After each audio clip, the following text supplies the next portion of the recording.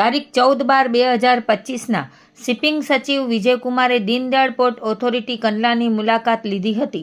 આ પ્રસંગે તેઓએ કુલ 193 કરોડના ખર્ચે અનેક મહત્વપૂર્ણ વિકાસલક્ષી પ્રોજેક્ટ્સનું ઉદ્ઘાટન અને શિલાન્યાસ કર્યો હતો.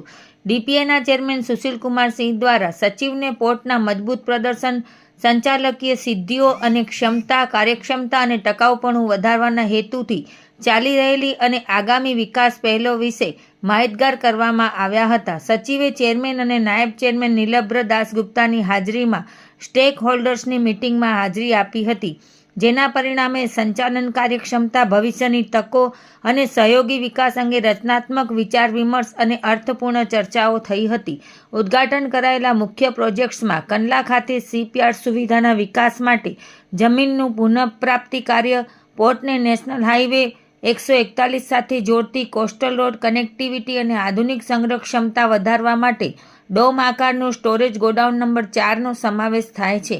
ગ્રીન ઇલેક્ટ્રિક વાહન લોડર્સના કાફલાનું તેમજ તેના ચાર્જિંગ પણ ઉદ્ઘાટન કર્યું હતું.